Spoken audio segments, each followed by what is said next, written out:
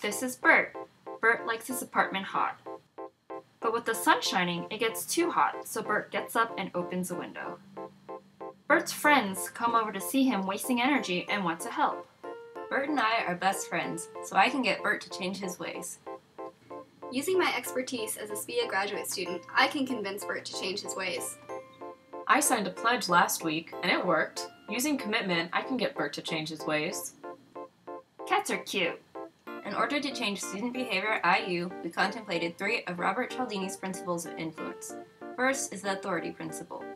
The authority principle is based on the idea that people are more likely to accept information or follow instructions if they are told to do so by a person in a position of authority. Second is the liking principle. The liking principle describes how people are more likely to respond to people they like. People are also more likely to take advice or information from people who are like themselves. Thirdly is the commitment principle. The commitment principle says that once a person has committed to something, they are more likely to follow through with an action in order to remain consistent. Well, I think we should be really authoritative and urge them to change. But friends can persuade friends. I think we should use the likability principle. I really think that pledges are the best way. We should have them all sign a pledge. Guys, I think all your ideas are great and we should test them out at Hickory Hall. Hickory Hall is an undergraduate university-owned apartment building with approximately 137 residents and 50,000 square feet. It has 4 floors and each floor receives a different intervention method plus a control. Students have their own thermostats but don't pay utility bills, so this provides a unique way to measure behavior change unaffected by cost considerations.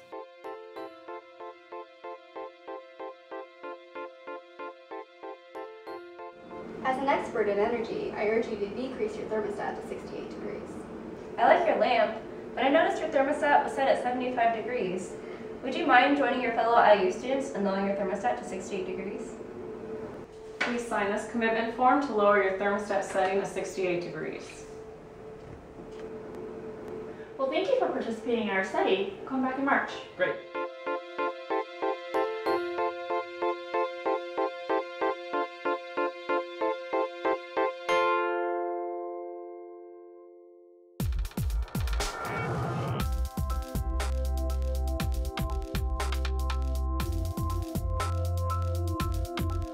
Well, it looks like the commitment method works the best. The students in the commitment group lowered their thermostat settings by about 3.6 degrees, whereas in the control group it was only 1.75. I can't believe liking didn't work better. The students in the liking group only lowered their thermostats by 0.375 degrees, which is less than the control group. Thought my friendship would mean more, but then again, the students in the liking group originally had a lower thermostat setting than all the other groups, meaning that they had less room to change. Well, I can't believe the excuses that I heard from the authority group, but even with their excuses, they did change more than the control group.